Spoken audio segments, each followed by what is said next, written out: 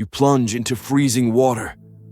Every nerve in your body screams. Every conscious thought begs you to get out. But you don't. Something deeper holds you steady. That force, the one that overrides panic, that breathes through the chaos, is your subconscious mind. It's not loud. It doesn't argue. But it's powerful beyond measure. It moves faster than thought, deeper than language. It's the part of you that knows how to survive before you even understand what's happening. The subconscious is the silent operator behind nearly everything you do. Yet most people never learn to work with it. They drift, react, repeat. But what if you could tap into this force and use it? Imagine your mind as an iceberg. What you're aware of, your thoughts, your decisions, your logic, is just the tip. Beneath the surface lies the subconscious, vast, layered, ancient. It holds your fears, your beliefs, your habits, your automatic reactions. Scientists estimate that up to 95% of your behavior is controlled by this hidden part of the mind. It's responsible for your heartbeat and digestion, but also for your snap judgments, your procrastination, your anxieties. It filters information, runs background programs, protects you, and sometimes sabotages you. You don't have to see it to feel its influence. The question is, who's really in charge? The tip of the iceberg or the massive force beneath? So where is the subconscious? Is it a place in the brain, a collection of neurons? Not exactly. The subconscious is more like a process, a pattern spread across multiple systems. It lives in your neural pathways, your limbic system, your reflexes. It doesn't think in words, but in emotions, images, and impulses. It's the wisdom of your body and the sum of your past experiences. When you recoil from danger without thinking, that's it. When you suddenly feel drawn to a person or repelled, that's it too. It's not rational, but it's rarely random. The subconscious is a deeply personal operating system, crafted by everything you've lived, felt, and believed. By the age of 7, your subconscious is nearly fully programmed. That's not theory, it's developmental neuroscience. In early childhood, your brain operates in a state of high suggestibility, absorbing everything without filters. Your parents' moods, their words, their silence, their beliefs about money, love, danger, trust. You didn't choose those patterns, they were installed. Later, they become the normal you don't even question. If you were praised only when performing, you may chase success endlessly. If you grew up around conflict, calm might feel uncomfortable. Most adults are still operating on scripts written by a child's perception. But recognizing this is the first step to rewriting it. How much of your day is automatic?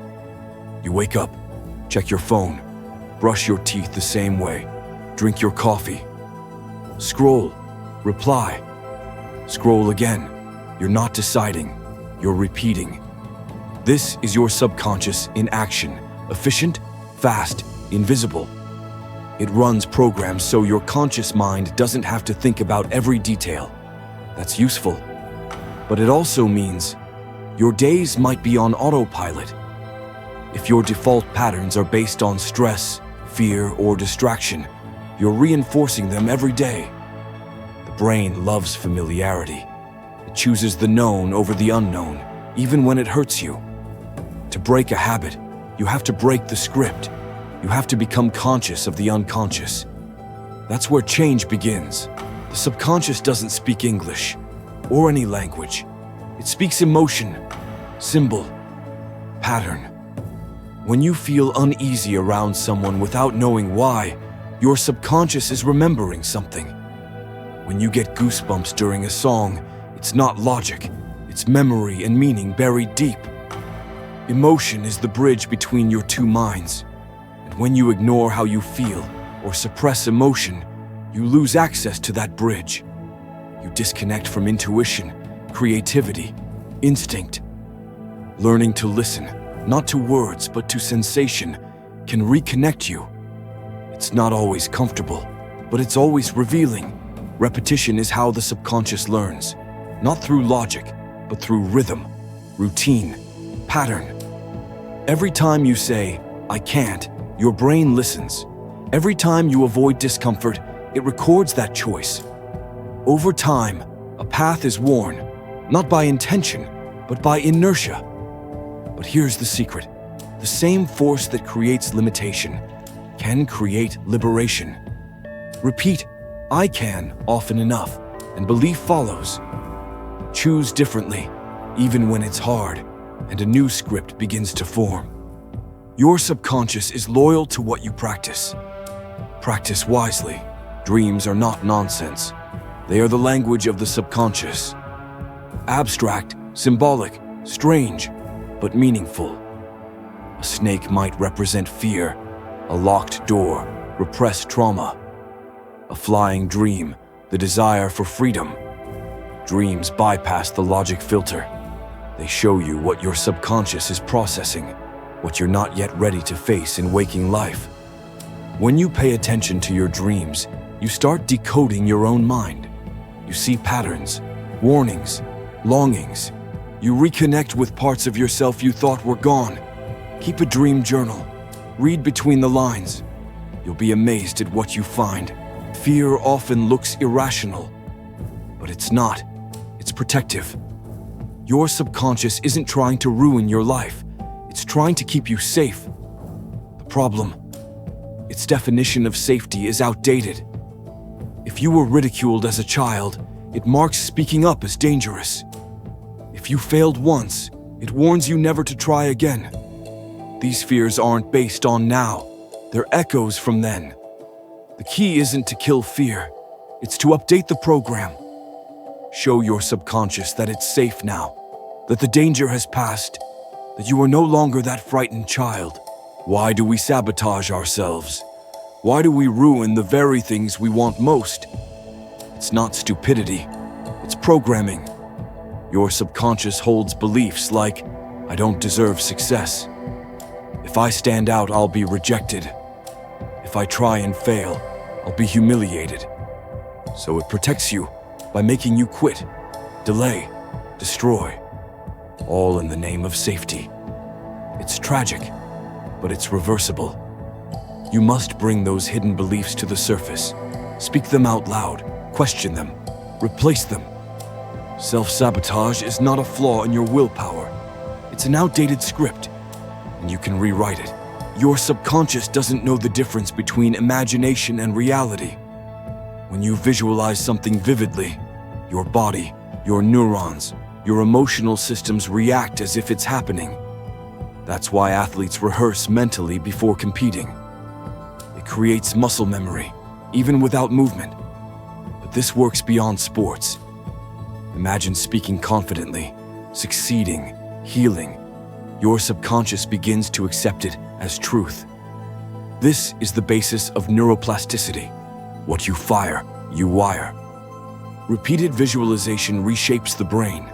It tells your inner world, "This is possible." And from there, it becomes probable. We often dismiss intuition as vague or unreliable. But in truth, intuition is the subconscious processing data faster than the conscious mind ever could. It scans facial expressions, micro-cues, past experiences, environmental signals, then delivers a gut feeling. It's quiet, immediate, and often right. Logic is slow and linear. Intuition is fast and global. Both have value. But if you ignore your inner signals, always waiting for external proof, you miss the deeper intelligence within you. Intuition isn't mystical. It's your subconscious saying, "I've seen this before. I know the pattern." Meditation isn't about emptying your mind. It's about observing it, noticing thoughts as they rise, watching old scripts play out, and choosing, gently, to let go. In that space, between stimulus and reaction, you begin to meet your subconscious. You see its fears, its attachments, its noise, and slowly you make peace with it. Regular meditation changes brain structure. It strengthens awareness, shrinks fear centers. It rewires your stress response. But more than that, it builds a relationship with the part of you that never speaks, but always knows. Your subconscious is always listening, even when you're not. The words you hear, the media you consume, the people around you, it's all input. And input becomes program.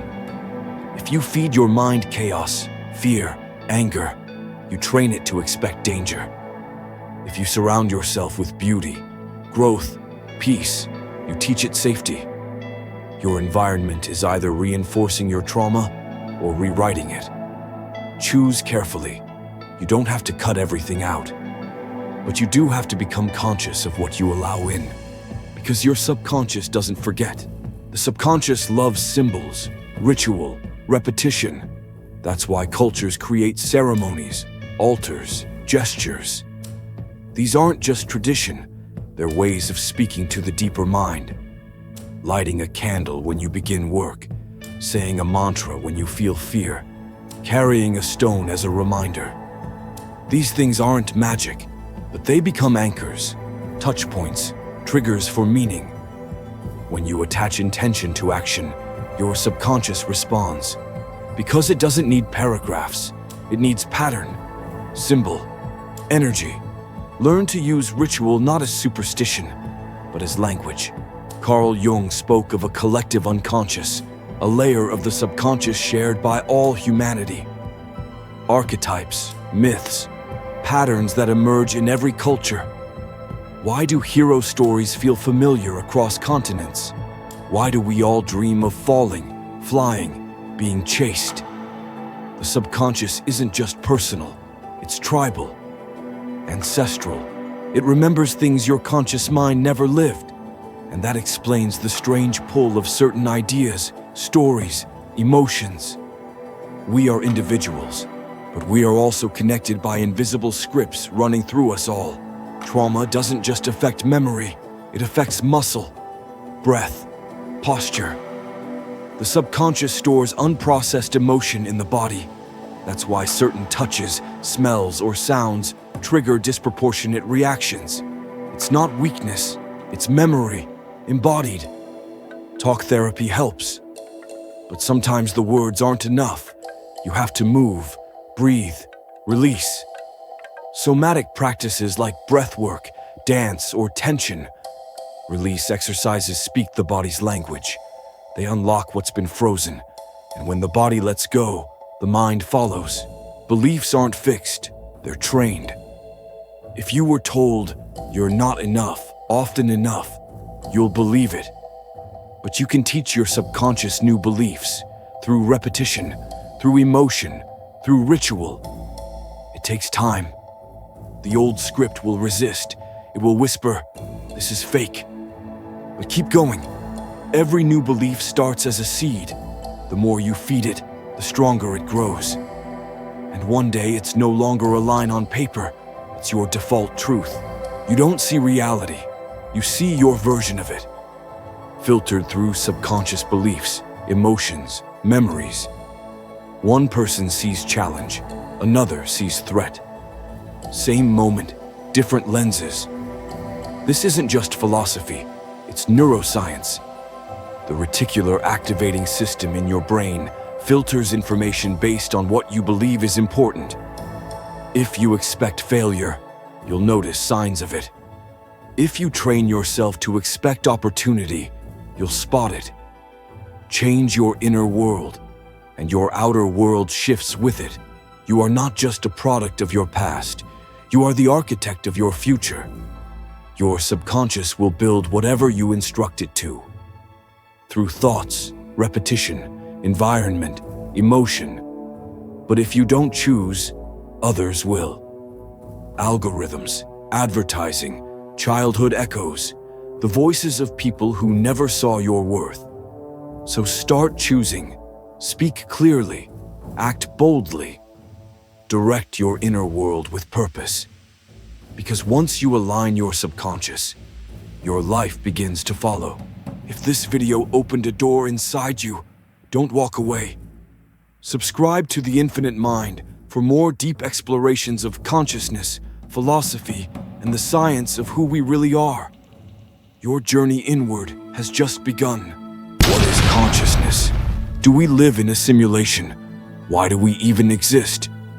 If you've ever asked these questions, subscribe to The Infinite Mind. Let's explore the unknown together.